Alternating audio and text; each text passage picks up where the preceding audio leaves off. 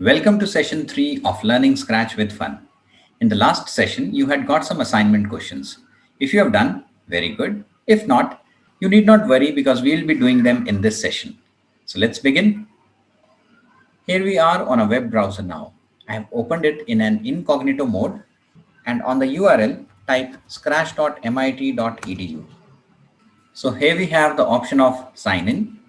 Since I've already created my username and password, you can create it for yourself by providing an email ID and a unique username. You need to authorize it once the mail comes to your mail ID. And since I've already done that exercise, I'll put my username, password, and I sign in. Now, the good part is you actually get a chance to save your entire programs in this folder if you are logged in. So that's something good. And this folder is called My Stuff. So as of now, we'll go to the create button and it will actually open the editor window for us. So this is something which we are slightly familiar with. Let's do a bit more exploration. So if we see the left side, we actually get a lot of options over here.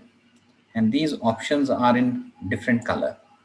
And the good part is when you have these options in different color, it becomes very easy to identify the blocks. So here in all the motion blocks are in blue color.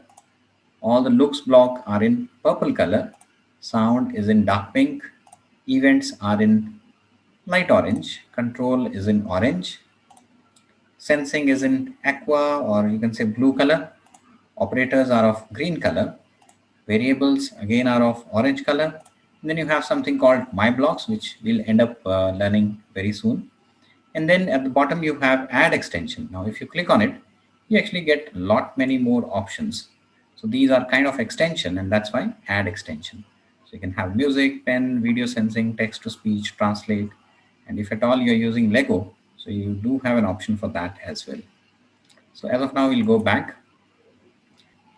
And here on the right side of the stage, we have the cat sprite.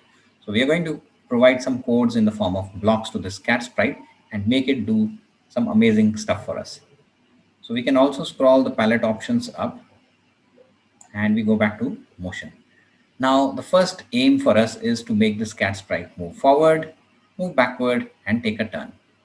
To have an access to the right top corner of the screen, I am pausing my video so that everything is visible very clearly. And now we are going to program this cat sprite. So we pick a block and we drop it. So basically this is drag and drop.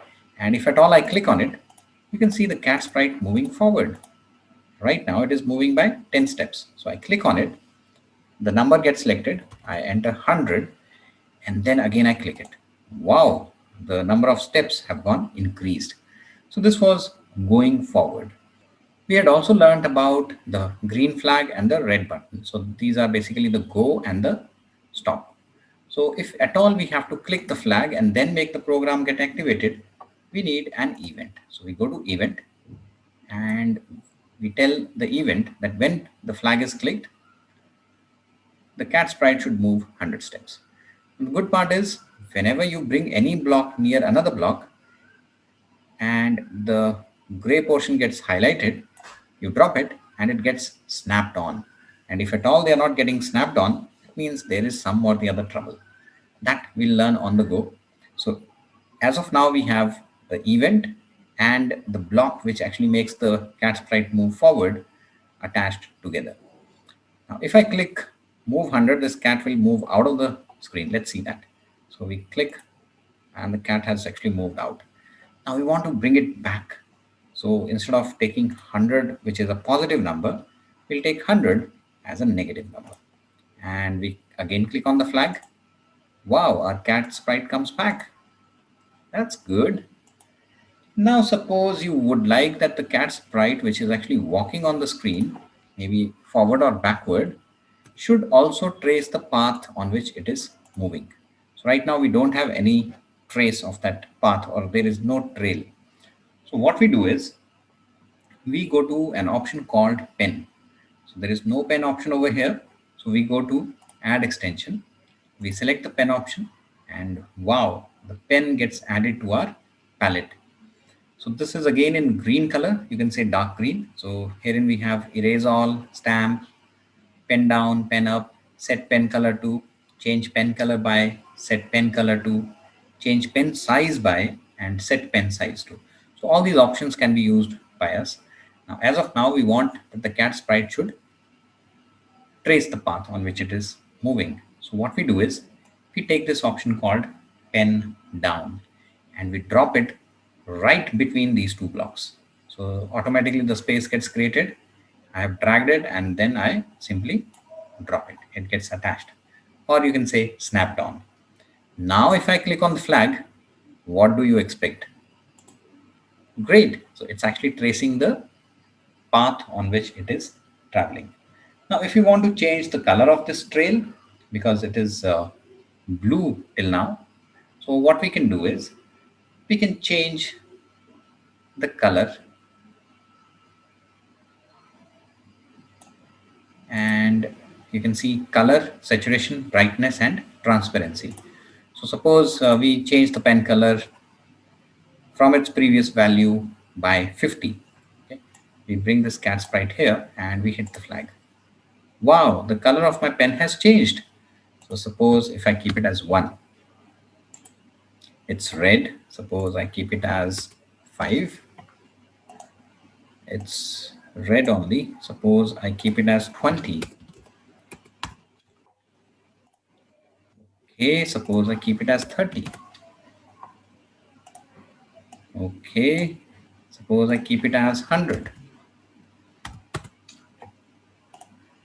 So every now and then, whenever you change the color, you can see that change on the trail as well.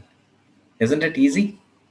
So we have learned how to make the cat sprite move forward, how to make it move backward, and then how to make it trace the path which is being covered. So that's a sort of animation which we have done on the screen with various colors. And I wanted to share a tip at this point. Make a habit to plan your animations before you write the scripts in Scratch. You will find that this will simplify your work, especially when animations start becoming complicated. As of now, we haven't done much in terms of animation, but this is going to be of a great significance in our coming time. So let's go further. Now this cat sprite has created a lot of mess on the stage. Let's clear this. So we have an option, erase all. If I click it, everything goes off. Also, this cat sprite has moved slightly up on the stage. So in order to bring it back, what we can do, herein we have few more options. Let's see them as well. So we have the sprite name, we have the X and the Y coordinates. We'll learn about them. So as of now, we feed them as 0, 0 so that it returns to the center of the screen. You see it has traced a path as well. So let's do it once again. Again, it has traced a path, and that's because of the program which we had actually kept over here. And we can show the cat sprite, we can hide the cat sprite, we can change its size. So suppose I give it a 200. Wow, that's a massive cat. If I give it a 20, oh, that's a mini version of the cat. So let's keep it as 100 only. You have another thing called direction. So in case you want to change the direction of the cat, you can either rotate it with this knob over here, or else you can also feed the value. So right now we want it to be upright. So we feed the value of direction as 90. Is that easy to explore? Okay. Now we erase everything. And what we do is we want to make a square. But before that, if you want to get rid of the blocks which are there on the screen, so what we can do is pick and drop them, and all of them get deleted. So gone. The next aim is to make a square. So for that, we go to the events, we take the event block, we go to motion, we take it as move 100 steps, and then we have to make the cat either turn clockwise, you can see the rotating cat, or anti-clockwise. So suppose we pick up the clockwise 90-degree turn, and then we want a duplicate of it. So what we can do is right click it and duplicate it. So we attach it, again duplicate, and we attach it, again duplicate, and we attach it. Now this is done because we have to have a square which actually gets formed as the first step. the second step, the third step, and the fourth step. Now, if we hit the flag, our cat does not seem to move. Is there something wrong with the program? Okay, first thing is we need to change the direction. So we bring it back to normal. We feed the values as 00, and the cat sprite is brought to the center and then hit the flag. Still, it's not working. That means the program is so quick in execution that we are not even realizing that the cat has moved and returned to its original position. So in order to have an access to that, we can actually do one more thing. We put pen down over here. Now when we hit the flag, you'll see a change. Wow, the square is there, but the cat does not seem to move at all. Again, what we do is we go to control, and then after every movement we insert a weight, and that weight can be a controlled weight as well. So we can have it as 1 second, or you can put it as 0.5 seconds. So suppose we put it as zero point 0.5 second, and then we execute it. But before that, we don't want to see any square which is there on the screen. So we erase all. Either you can keep it here or you can take it out now. And when we hit the flag, now we can see the cat sprite taking the movements and the turn.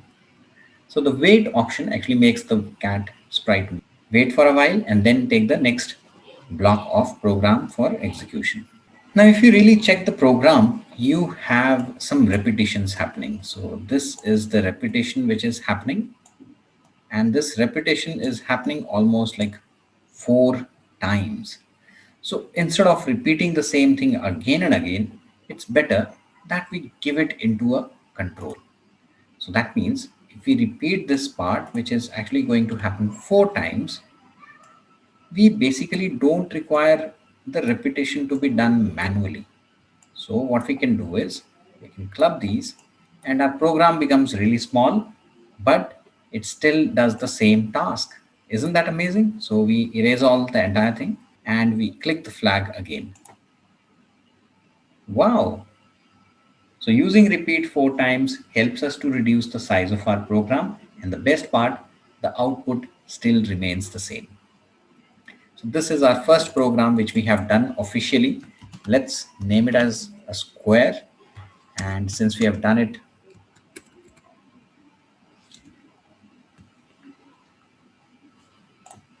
and save it. Now you need not click on save, it automatically gets saved. So this was our first program. Now let's move on to another one, and the aim this time is to make a triangle. So we go to file, new, and we give it a new file name as triangle. So this is triangle. This time the aim is to make a triangle. So we pick up the event, we go to the motion block, we make it move by say 100 steps, and then again we take a turn. Now let's see it for a triangle. So every time we make a triangle, it's something like this. Yes. And then if suppose this is point A, this is point B, and then we have the point C, we are actually going to move from A to B and then B to C and then C to A. Now the challenge is there are interior angles over here. But when the cat sprite takes a turn, it does not take into account the interior angles, whereas it takes the accountability of the exterior angles. So at point B, at point C, and if required at point A also, we will have to use the exterior angles. So that's one thing which we are going to take care. So if at all we have to have an equilateral triangle, we won't be making it by making a turn of 60, but instead making a turn of 120.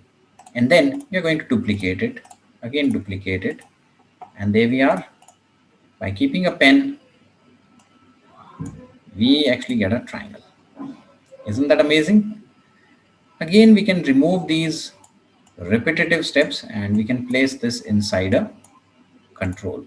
So we go to repeat and we make it as 3. We make the entire things go balanced, and we have the erase all, and we hit the flag. Wow, that was super fast, isn't it? So if you want to make it wait for a while, so you can actually insert a wait and keep it 0.5 seconds, and then when you hit it again, erase all, and you can see the triangle getting created slowly and steadily. So this was our second program. Since we have already saved it, if at all it requires a save, so you can actually do a save now. So we have done our second program. Now let's go to the third one. And the aim this time is to make a circle. So we go to File, New, and we give it a name as Circle. Now this is going to be a slightly tricky one. Now a circle is a set of points in a plane that are equidistant from a given point. And the distance from the center is called radius, and the point is called the center. And we also know that twice the radius is known as diameter. Now in order to make a circle, so what we do, we go with when clicked, we do an erase all so that nothing remains on the stage, and then we repeat. Now if we try to see the degrees which are there, the circle actually has got complete 360 degrees, isn't it? And then suppose we go to motion and we ask it to move by one step, because we have actually asked 360 degrees over here, and every turn is only going to be of 1 degree. And we feed this inside and we run it. Let's see. Wow, it's slowly and steadily taking a turn, and then it goes back to its original position. But one thing which we haven't given to it is the pen down. So we give the pen down option as well, and then we hit the flag again. So this time we are going to see a circle emerging out with the movement of the cat on the screen. It's an amazing sight, but a bit slower one. So let me hit the flag again. So it's an amazing sight to see the program run and create a circle for us. Undoubtedly, this is much, much slower than what we had done in the square and the triangle. Great. So suppose you want to change the color of the pen as well. So what you can do is you can set the color as, say, green. So this time you get a green circle.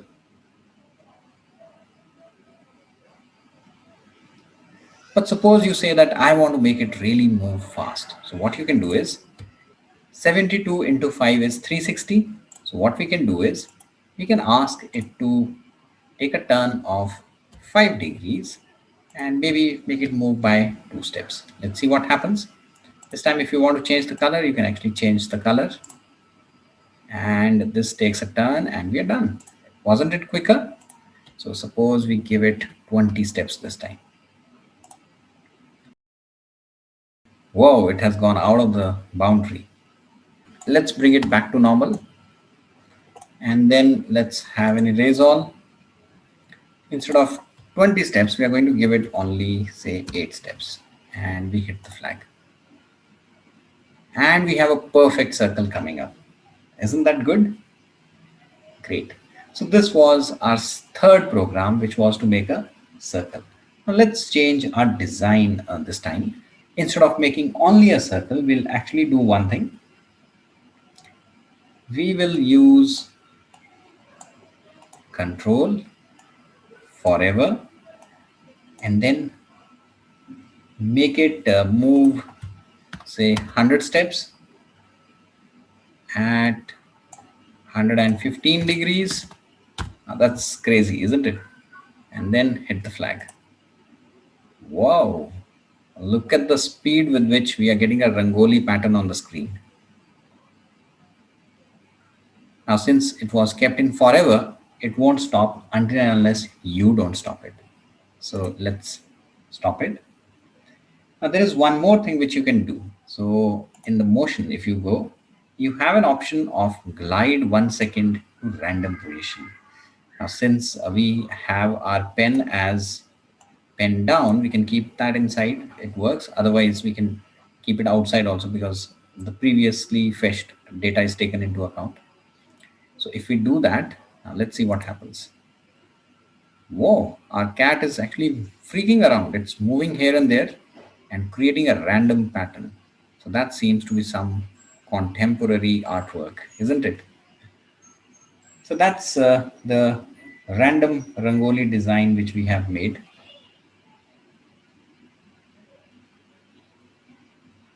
So let's stop it. And instead of making a circle, we ended up creating a Rangoli. Let's take a new file. One more thing which I wanted to share at this point is whenever you feel like self-practicing, you can pause the video, go back to your own screen, try it out on your own, and then come back to the session. That will be really helpful. Now let's see, how do we make the sprites produce different sounds? So from the blocks palette, we have an option called sound. So here if we have a cat, so we'll actually get a meow sound. Wow. So I can change its pitch. So say I change its pitch by 30. Wow. So that's crazy. Let me select a new sprite. So suppose I select a dino.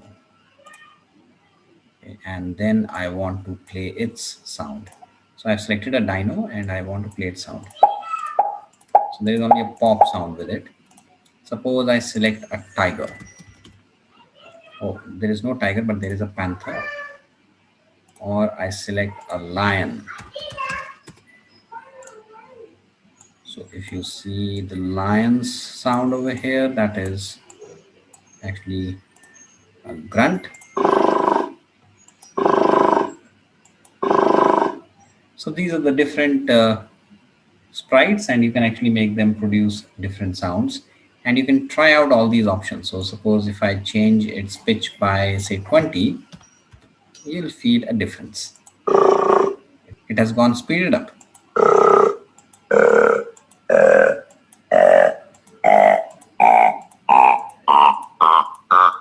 Now that is quite freaky. So you can even increase the volume, you can decrease the volume, you can clear the sound effects. That's like really amazing, isn't it? So this was something related to the sounds which different sprites produce. Let's go a bit forward. So there seems to be some online issue with the Scratch website, and they have flooded a message on the homepage. The Scratch team is working hard to fix an issue with the Scratch website. So in lieu, what I'm doing right now is I'm downloading it for Windows 10, and in a couple of minutes, we'll be able to use the same Scratch on an offline mode. So the good part is we started with the online version of Scratch, and now we are going to use the offline version. That's a good thing for us. And what we are going to do in this is, okay, we go to letters and we have A. So I'll do one thing, I'll pick up M, and then again I'll pick up A. Again, I'll pick up the letters and I'll go with N. So basically I'm typing my name, and that's what is going to dance on the screen. And then I pick up a Y. So I'll delete this cat sprite. It's not required anymore. So I can rearrange them. So this goes something like this. And I have all the letters of my name on the screen now. So what do we do to make all these letters dance? So definitely we have to do the scripting for it.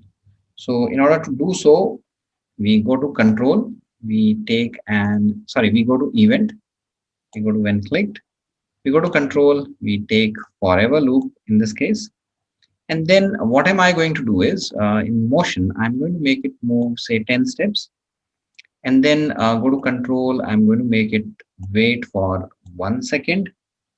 And then again, I'm going to ask it to move, but back to its original position. So if p minus 10, and then I'll ask it to change its color. Now that happens from looks. So you need to find an option, change color effect by, and add it into the forever loop.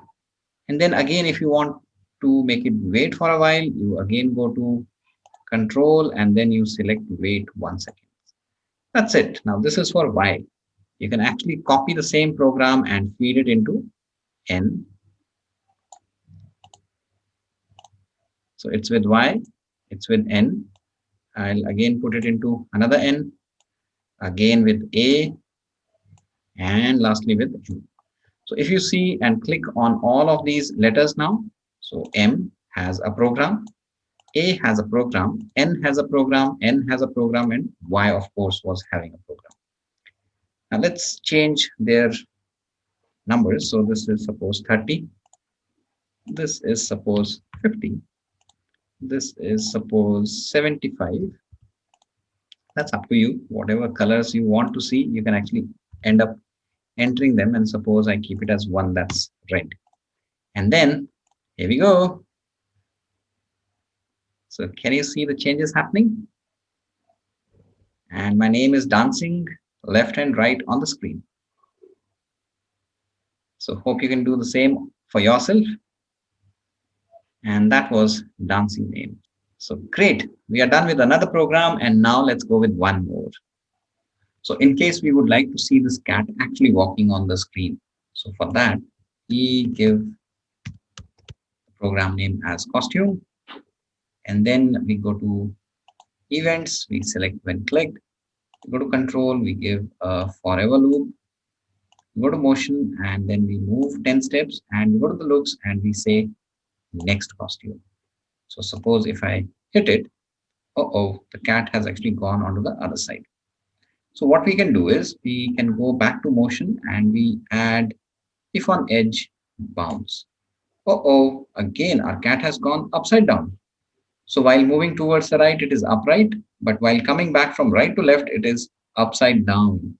So we'll set the rotation style as left to right, and voila, our cat is upright and is actually bouncing between the two boundaries of this stage. Now let's slightly reduce down its speed. So what we can do is we can introduce a wait over here, and that wait can be of maybe 0.1 second. So it gives a perception as if the cat is walking on the screen.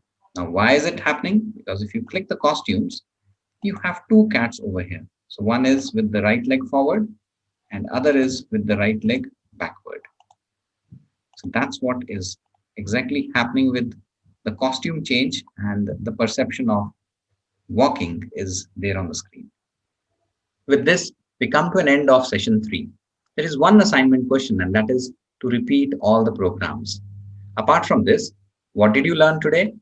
How do you feel about the ongoing sessions? And what else would you like the sprite to do? Are few more questions which you can put your thinking cap in an on mode for.